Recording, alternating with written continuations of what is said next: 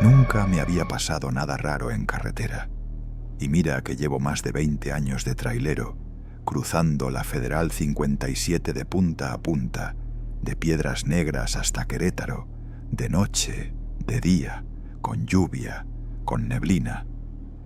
Siempre dije que esas historias eran para espantar chamacos o para justificar accidentes. Hasta esa madrugada. Salí de San Luis Potosí rumbo a Saltillo, cargado de acero. Eran casi las 2:40 de la mañana. La carretera estaba limpia, silenciosa, demasiado tranquila. La Federal 57 a esa hora tiene algo raro. No se oyen grillos, no hay viento.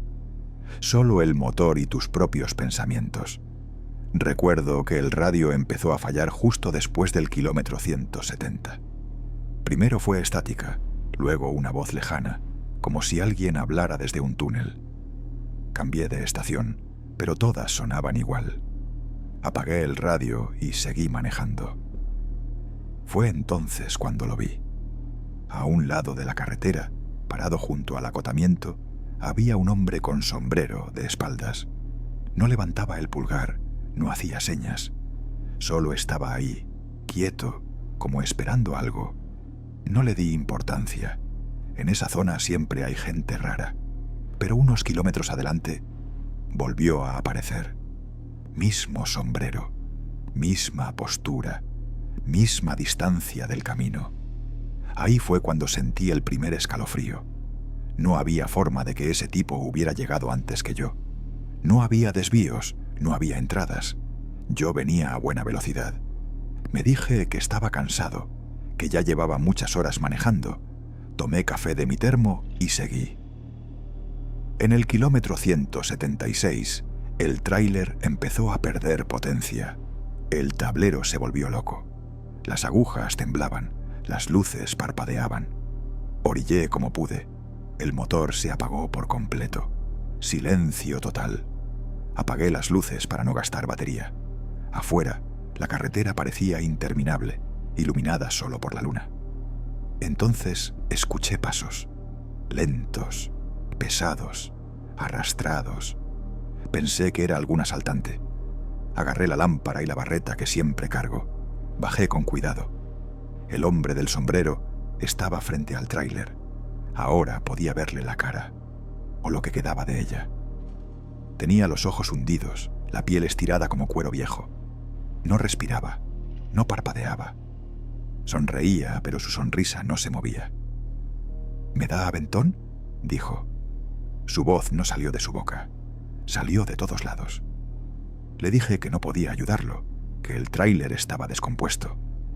Él inclinó la cabeza como si ya supiera la respuesta. «Nunca se detenga aquí», susurró. «Nunca». Y entonces caminó hacia la parte trasera del tráiler y desapareció. No se fue, no se perdió en la oscuridad. Simplemente dejó de existir. El motor encendió solo. Subí corriendo, temblando, sin mirar atrás. Arranqué como pude. No volví a apagar las luces en toda la noche. Kilómetros adelante, en una gasolinera, le conté lo que me pasó a otro trailero viejo. No se sorprendió. Solo me preguntó: ¿kilómetro 176? Asentí. Ahí se volcó un camión hace años, me dijo. El chofer se quedó atrapado y se quemó vivo. Dicen que todavía pide aventón, pero si lo subes, ya no llegas. Desde esa noche, cada vez que paso por la Federal 57, no miro el acotamiento, no bajo la velocidad, no escucho el radio, porque sé que él sigue ahí, esperando.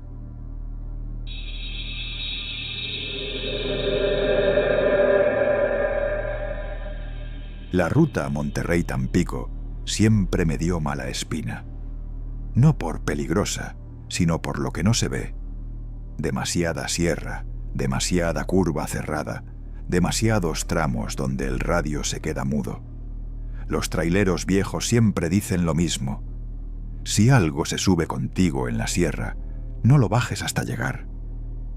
Yo me reía de eso, hasta que me tocó. Salí de Monterrey poco antes de la medianoche. Cargamento sellado, papeles en regla, destino claro. El puerto de Tampico antes del amanecer. La noche estaba pesada, húmeda, con esa neblina baja que no te deja ver más allá de unos cuantos metros.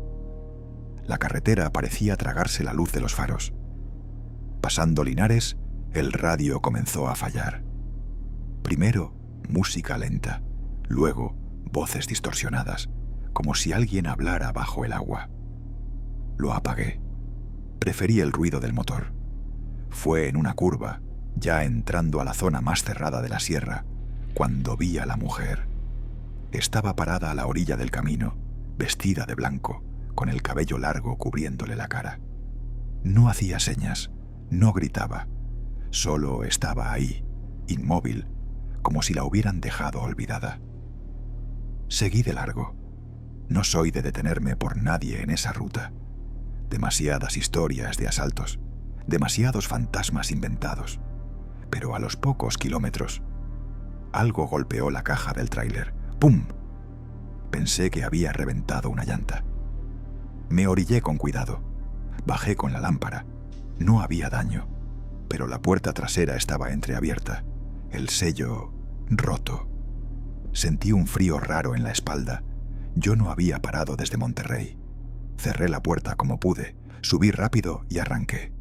Entonces la escuché. Un golpe suave, constante, desde la caja, como uñas rascando metal. Me dije que era la carga moviéndose, pero el sonido tenía ritmo, como si alguien caminara lento, muy lento. No puede ser, murmuré. La carretera empezó a llenarse de neblina espesa. Apenas veía las líneas pintadas. El GPS marcaba ruta correcta, pero el entorno no coincidía. No reconocía nada. Y entonces, desde atrás, escuché una voz. ¿Ya casi llegamos? Casi me salgo del camino. La voz venía dentro del tráiler, no del radio. Era femenina, cansada, como si llevara horas hablando. No abras, dijo. No mires, no volteé, no respiré. Seguí manejando. El golpeo en la caja se detuvo. Pensé que había pasado, hasta que el olor llegó. Un olor a humedad, a tierra mojada y a algo viejo, algo muerto. En una recta larga sentí peso extra. El tráiler se volvió más lento, como si cargara el doble. Miré el retrovisor y la vi. La mujer estaba sentada en la orilla de la caja, viéndome fijamente. Su cara no era humana. Tenía los ojos negros, la boca demasiado grande, sonriendo. «Gracias por subirnos», dijo. «Siempre es difícil pasar solos la sierra». La neblina se cerró por completo. No veía nada, solo esa sonrisa en el espejo. Aceleré con todo. Las luces de Tampico aparecieron de golpe, como si hubiera cruzado de un mundo a otro. El peso desapareció. El espejo estaba vacío. Llegué al patio de descarga temblando. Los encargados abrieron la caja. Todo estaba intacto. El sello nuevo. La carga perfecta. Uno de los trabajadores me miró raro. «Oiga», me dijo, «¿por qué trae marcas de manos por dentro de la puerta?» No respondí. Desde esa noche evito la Monterrey-Tampico de madrugada. Y cada vez que cargo, reviso 2 veces. Porque aprendí algo. No toda la carga viene en la guía.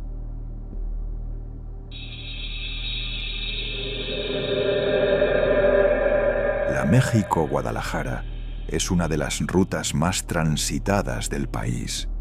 Miles de carros, autobuses, tráileres, gente que va y viene a todas horas.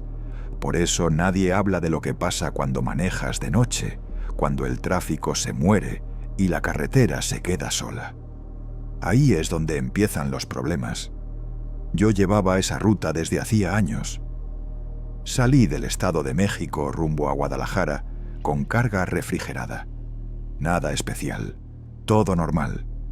Era martes, cerca de la 1:30 de la madrugada, el tipo de horario que solo manejamos los que vivimos de esto. Pasando a Tlacomulco, El tráfico desapareció por completo. Ni un solo vehículo adelante ni atrás. Me pareció raro, pero seguí. La carretera estaba limpia, demasiado limpia. Ni animales, ni luces lejanas, ni anuncios encendidos. El primer detalle extraño fue un letrero. Decía, Guadalajara, 312 kilómetros. Eso no tenía sentido. Yo ya había avanzado bastante. Ese letrero debería marcar mucho menos. Pensé que estaba mal colocado o que lo había confundido. 10 minutos después, apareció otro. Guadalajara, 312 kilómetros. Mismo letrero, mismo número, misma distancia exacta. Sentí un nudo en el estómago. Miré el GPS. Seguía avanzando, pero el mapa tardaba en cargar, como si la señal se estuviera ahogando. El reloj del tablero marcaba las 2:07 de la mañana, y no volvió a moverse. Fue entonces cuando vi el autobús. Estaba detenido en el acotamiento, con las luces interiores encendidas. Era un autobús viejo, de esos que ya no circulan. Las ventanas estaban empañadas por dentro. No había logo de ninguna línea. Reducí la velocidad. Dentro se veían personas sentadas, inmóviles. No hablaban, no se movían, todas mirando hacia el frente. El chofer tenía la cabeza ladeada, como si estuviera dormido o muerto. Seguí de largo. No quería problemas. Pero en el espejo retrovisor lo vi arrancar y ponerse detrás de mí. No se acercaba, no rebasaba, solo me seguía. Kilómetros después la carretera empezó a cambiar. Las líneas se borraban. El asfalto se veía parchado, viejo. El entorno no coincidía con la México-Guadalajara moderna. Era como manejar en una versión antigua del camino. El radio se encendió solo. Última salida, susurró una voz. Última oportunidad. El autobús se emparejó conmigo. Pude ver las caras ahora. Ojos abiertos, sin parpadear. Bocas entreabiertas. Algunos parecían rezar, otros llorar. Todos atrapados en el mismo instante. El chofer giró lentamente la cabeza hacia mí. Sonrió.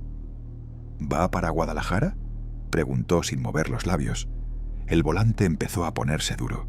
El tráiler perdió fuerza. El letrero apareció otra vez. Guadalajara, 312 kilómetros.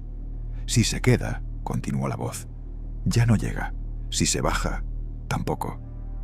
No sé cómo lo hice, pero giré bruscamente hacia una salida mal iluminada que casi no se veía. El autobús siguió de largo. Todo volvió de golpe. Luces, tráfico, señales modernas. El reloj marcaba las 2:08 de la mañana.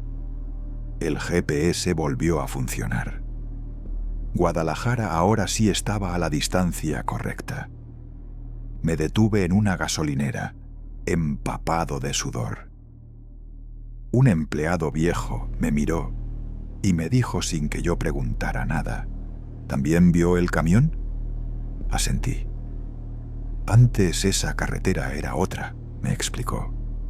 Hubo un accidente hace años. Un autobús lleno. Nunca llegaron. Dicen que todavía buscan la salida. Desde entonces, cada vez que manejo la México-Guadalajara de noche, tengo una regla. Si la distancia no cambia, no sigas avanzando. Porque hay caminos que no te llevan a ningún lugar. Y pasajeros que nunca bajan.